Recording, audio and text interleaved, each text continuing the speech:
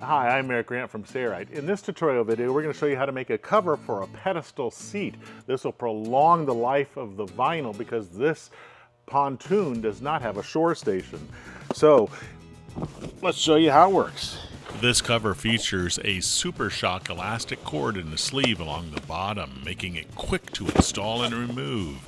And SuperShok does not break down over time like regular shock cord does. We have a full tutorial series on how to make covers for your upholstered seats for a pontoon boat.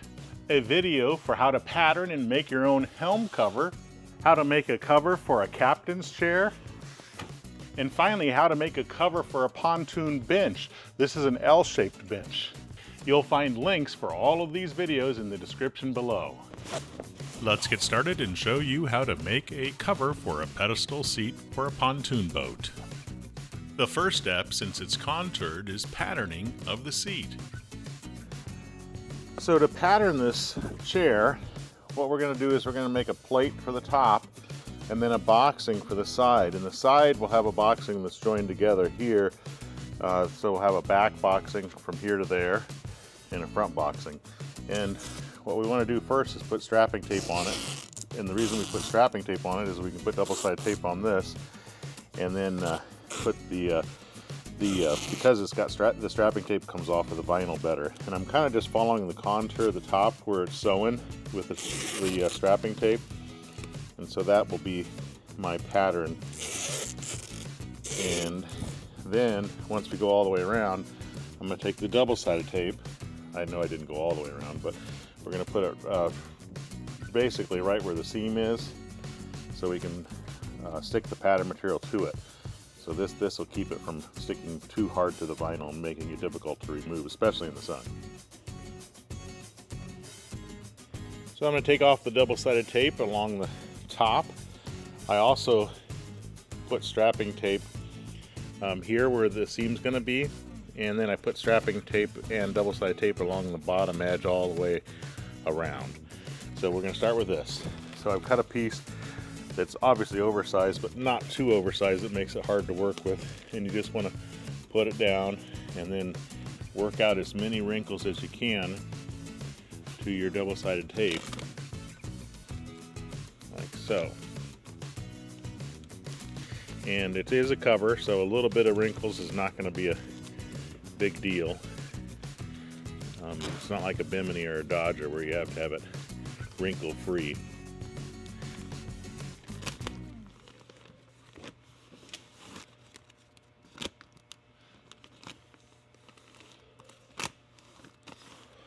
Okay, good.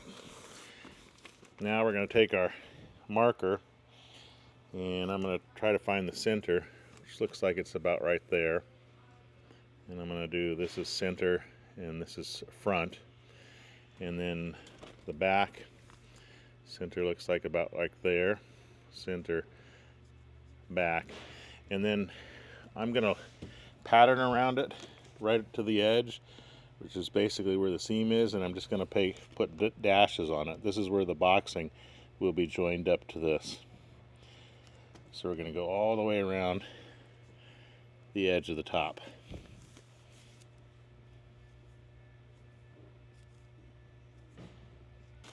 So now I'm just cutting away the excess, leaving a little bit of extra around the front so we can do the boxing around the sides. Okay, so now we're going to leave the top on and we're going to put double-sided tape. It could go inside or outside of these lines. I don't like to put it directly on top of the dash marks because when you pull the double-sided tape off, it actually removes the marker. So we're going to go all the way around. Okay, so now we have double-sided tape up here. I've taken off the transfer paper down here. So I'm going to start at the front, and I've got a strip cut that's a little bit oversized. Let's just come down. Oh, no, I need to probably go up like that. And then we're gonna wrap it around here so that it basically lays as flat as possible, like that. And then I'm gonna pull it down here and get it to wrap around the front, nice and tight.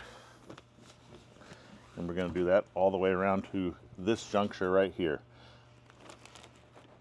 This is my strapping tape where I'm going to join this boxing together. So I'm just going to strike a line down there, and then we're going to follow these dash marks, writing right on top of them so we know where our seam allowance is. And we're going to add for seam allowance. So we're going to do that all around. At the bottom, I'm going to judge where the bottom of the chair is and just put dash marks there. So this isn't exceptionally accurate. We're going to be adding some extra fabric around this, but this should give us general idea of where this boxing is. And then for the match-up marks, this is the center front.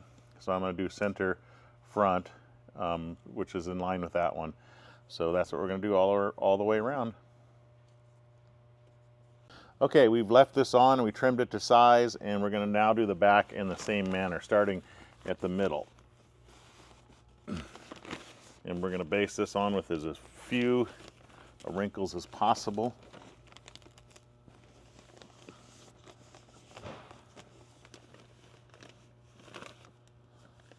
Okay, so I trimmed away a lot of the excess, which makes it easier.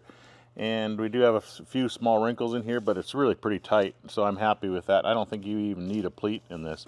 So we're going to mark right on top of these lines again, all the way around the top where the top plate is. We're going to mark down this line where these will join together. We'll add seam allowance, and then we're going to go around the bottom like that.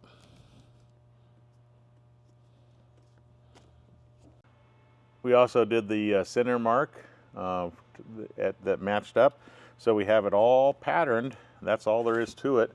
So now the important part is to remove the pattern and the tape,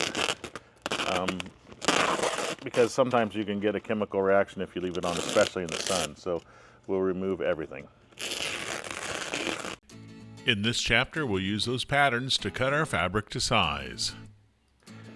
We're going to cut the pattern out right on our dashes. We'll add seam allowance when we put it on the fabric. We're going to be using a fabric called Topnotch 7. It's a fairly light cover fabric that should do well. It's a polyester, which is very abrasion resistant. It's water resistant, and it's excellent for anything that's going to have a shock cord in it because it's not too stiff. So I'm using 2 pins, and I'm pinning the fabric or the pattern to the fabric. And you notice that I did leave excess because we have to add seam allowance, and especially at the bottom. So at the bottom, I'm going to add 1 inch of extra fabric. So I'm just going to use this to mark along this to follow the shape and put dashes there. So the bottom is here, and then the bottom here we'll add 1 inch too. Now on the everywhere we need to seam it, I'm going to do 3/4 of an inch. So I set this to 3/4 inch, and I'll just do like that all the way around. Okay, make sure that you put the match-up mark center front and then center back, and I've done it here too. We added 3/4 inches all around this one. We added 3/4 inches here, and I need to add 3/4 inches here. I'm going to use this for that. Just go straight up because we're not going to add any extra for the boxing on this piece, but we are going to add extra on this one. And why is that? Well, when you sew a circle like this, usually the boxing, even though mathematically it's correct as far as the length goes, when you sew it, it's never correct. So it's always a good idea to add extra. So I'm going to add 2 inches extra material here to the end of this one. So I'm going to strike a line 2 inches down from here, and then I'm just going to basically follow this to that. Now we need this to be the same height as this, well, let's measure from here. So it's 5 1/4. So I need this to be 5 1/4 so that it's the same. So this is a little bit off, so I'm just going to fair that up into that. So we'll have an extra 2 inches here, and I'm going to also do an extra 2 inches on this side as well. And obviously if we don't need it, I can chop it off, but if I do, I don't have to worry about redoing anything. So I'm going to use a hot knife to cut this out. This is a Sailrite edge hot knife, and this seals the edges and keeps them from unraveling. And I'm using the precision cutting foot and blade. It's a little bit dirty, I know, but It works beautifully. So we're going to cut all of them out on our marks with a hot knife.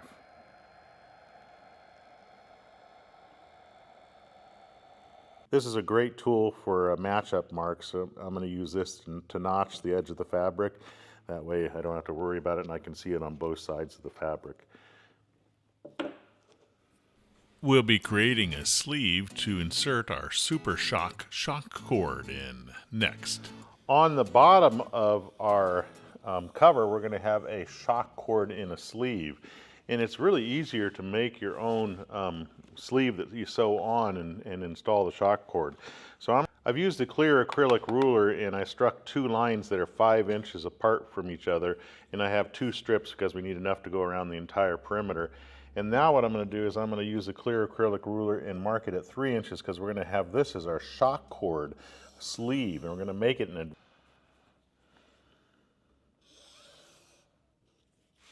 So this is our 3-inch lines where we're going to take this and we're going to fold up to the line to create our sleeve. So 2 strips should go around the perimeter nicely. 3 inch on this one and 3 inch on this one. Okay, we have outside surfaces facing each other to join these 2 strips together, and the lines are obviously directly across from each other, which is important. If they're not, just start from the other end. We're just going to match up this edge and sew a hidden stitch that is right here, doing some reversing a 1/2 inch from the edge, sew down, and do reversing here. Okay, so now that's joined together. Now we're going to insert our shock cord. Okay, we have to think about where we're going to put the 1/2 inch hem to fold this over. And what I want to do, what I know I'm going to do is I'm going to put the shock cord in this side like this, which means this is going to be sewn onto our plate, which means this is the right side. So you want the 3 inch, the line that's 3 inches to be to the left of the sewing machine. And this is the right end. If it isn't, if this is on the other side, flip it around. So we're going to fold this to a 1/2 inch in approximately. Well, it's more than a 1/2 inch. I'll probably fold it to about 3/4 of an inch. And then we'll create a stitch that's a 1/2 inch from the fold to, this is where our shock cord is going to exit out of the sleeve. So we're going to sew reversing and all the way down and then reverse at the bottom. This gives a nice finished end. Okay. Now we can insert our shock cord. This is not your ordinary shock cord. It's called SuperShok. 3/16 inch size. This doesn't wear out like the other shock cord, so it's phenomenal. I highly recommend it. So we're going to just leave a little bit sticking out. I'm going to use a grip clip just to hold the shock cord in place. That way I don't have to worry about it. I'm going to put it into the sewing machine and we're going to fold up to that chalk line. And I'm going to use the right side of the foot as my guide here, which puts the stitch at 3/8 inch from the cut. And I'm going to reverse heavily here. And then I'm just going to put the SuperShok inside the sleeve and match up the line and sew all the way down its length. Oh, I am using a Tech 70 thread with this fabric because it's fairly light, and I'm using a size 16 needle. When I get to the area where the 2 pieces were joined together, I'm just going to take my seam allowance and I'm going to splay it out like a little butterfly. So cute. And then fold it over so that just reduces the bulk. And then we'll sew right through that.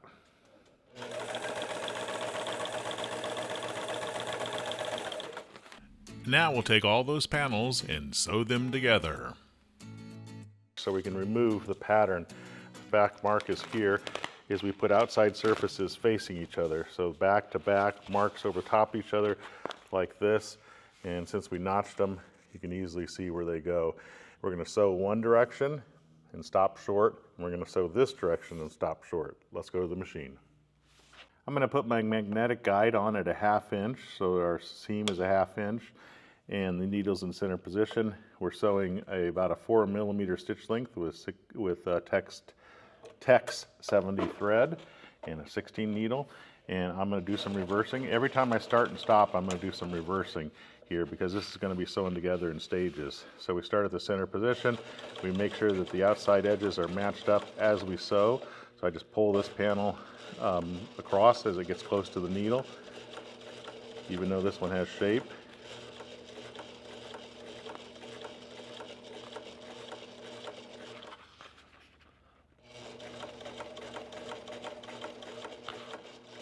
Now our shape's starting to go the other way, so I'm going to put my hand on the bottom panel down here. I'm going to hold my hand here. I just don't want to sew wrinkles in the seam allowance. Match up the edges. They don't have to be exact, but close.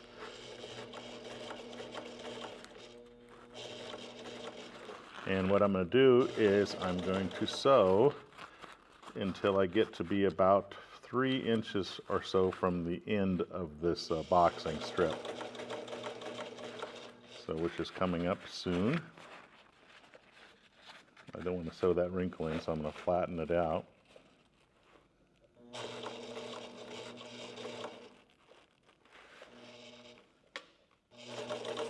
Okay, so right here is about 3 inches from the end, and I'm going to again do some reversing like we talked about.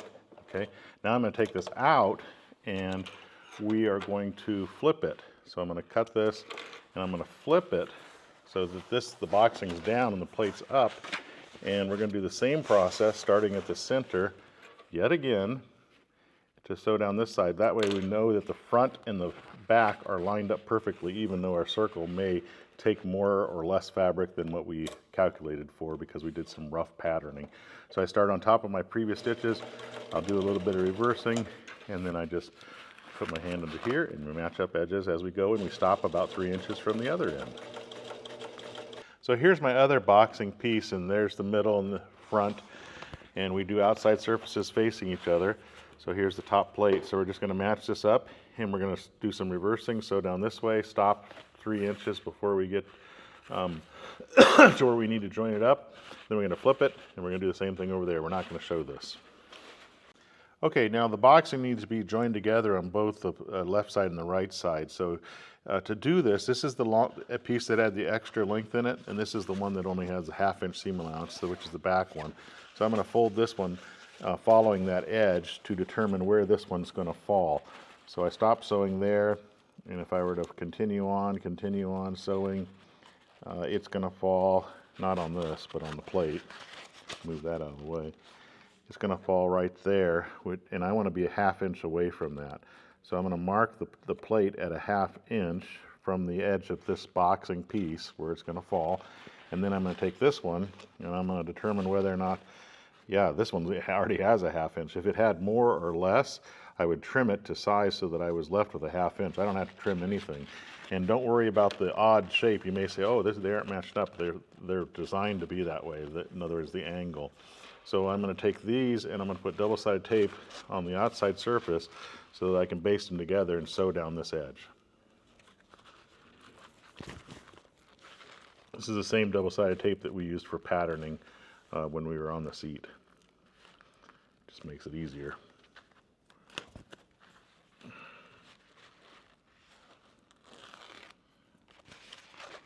Now, if they're a little bit off, it's not a big deal.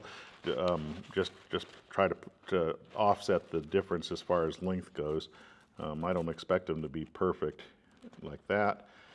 Now the edges are lined up. Now we're going to take this, making sure we're not sewing through the plate, and we're going to sew a 1/2 inch down this, reversing at the top and reversing at the bottom, 1/2 inch from the edge.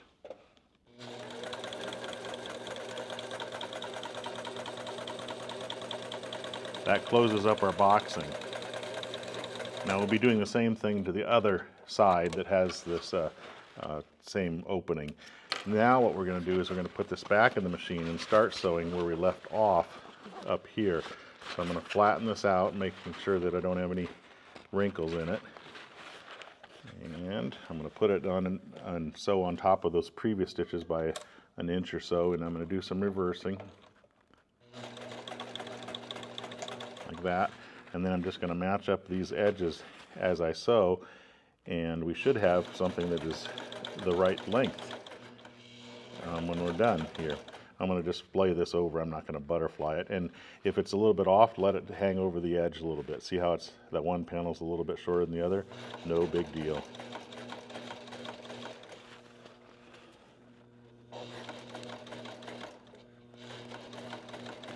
And then when, whoops, I got it. Yeah, I'm okay.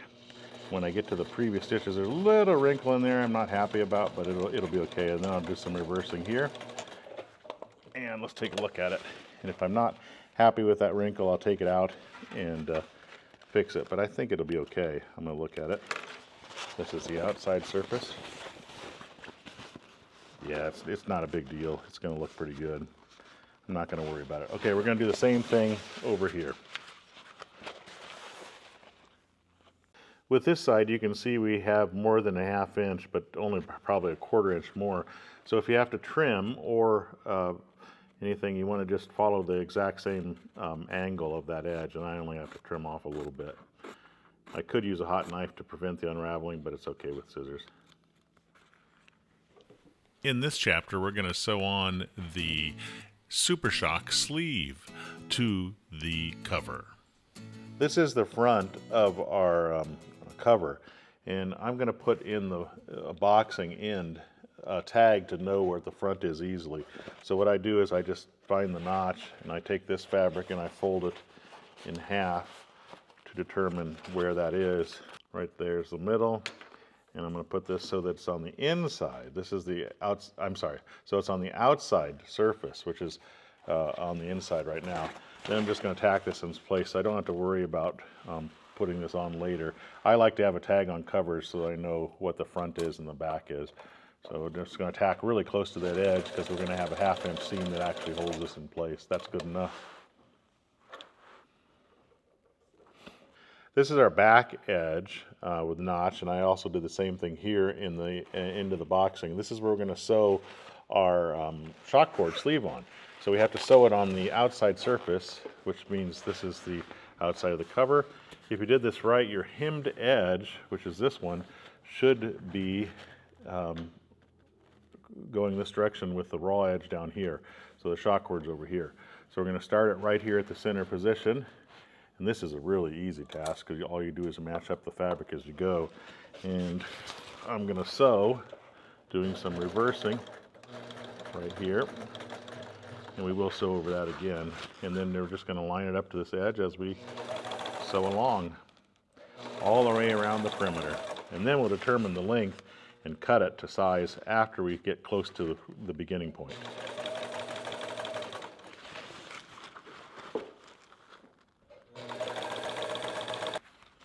Okay, I'm coming up to the point where we began, and I'm going to stop about 5 or 6 inches away, and I'm going to do some reversing here. And I'm going to go ahead and take this out because we're going to have to put a hem on the end of it after we cut it to size. So walk, walk, walk. There is where we want it to intersect. And I'm going to cut it to right there. And I'm not going to cut through my shock cord. So right about here, and I'm going to cut up to the shock cord. And then I'm going to push the shock cord down, and I'm going to insert my scissors into the cut and cut it all the way off, and then pull this out. Why do I do that? Well, I can sometimes save on shock cord. If you don't want to worry about that, then just cut through it. Now what I'm going to do is I'm going to take the stitches out about 3 inches back from the edge so I can create a hem and clean up my stitches. And I'll show you what's next. I put double-sided tape on this just to make it easy to fold this hem in place. And the hem goes right here, so we can make this fold so that it basically butts up to the other one, like right there. So you can see I opened this up so I could sew a hem a 1/2 inch from that edge, and there's plenty of fabric over there. We're going to put our shock cord back in here, and then we're going to sew this shut before we sew it onto our plates again. So we're just going to sew this back shut again now that we have our hem in place, and run into our previous stitches by 1 inch or so and do some reversing there. Okay. Now we are going to, lots of sewing and stopping. Now we're going to put this back onto our edge, and we're going to sew on top of our previous stitches by an inch or so, doing some reversing. Get that stitch out of the way, matching up the edge. It isn't perfectly on top of itself, but it doesn't need to be. Run into the other stitches, reverse across, and you are done with that. And finally, for the last chapter, tensioning and tying the SuperShok. Okay, so now what I want to do is I want to shrink up the shock cord. And what I usually do for a cover about this size is I just put my hand where it was and I pull out at least 2 foot or so. So about like that. I'll clip it again, and then I'm going to feed this fabric around the excess fabric so that it's evenly distributed in the seam.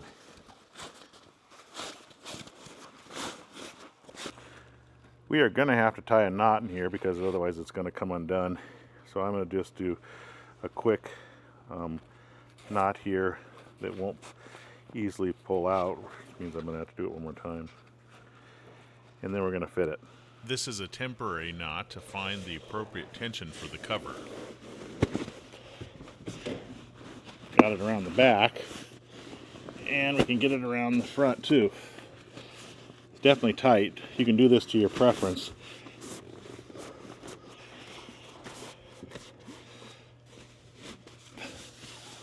Not too bad. So I think I'm going to go with a shock cord at that. It's pretty tight around there, so there's no way it's going to blow off in the wind or anything.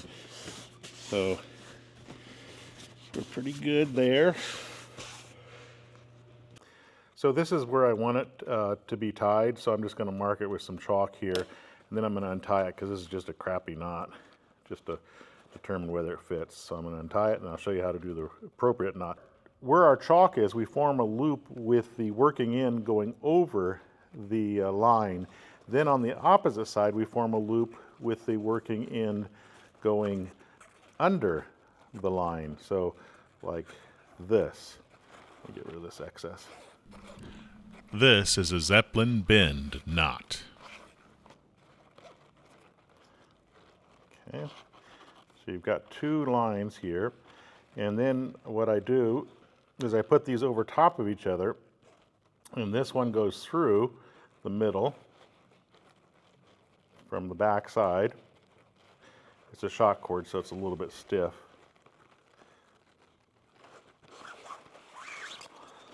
Okay, and then this one over here goes through the front side. And that is our Zeppelin bend. And it's easy to undo and nearly impossible to pull on and untie. So that's good. Now you can decide whether or not you want to leave a little bit of excess shock cord, which I'm going to by a couple inches so I can make adjustments if I still want to. Do it here and do it here, and then I'm going to touch the ends with a hot knife. To keep the ends from unraveling, I'm going to touch it with a hot knife. This does nothing for the rubber, but it does keep the core from unraveling, and there we go. We have a tag that's in the front to indicate that that is the front, and we'll start the cover. Shock cord around the base.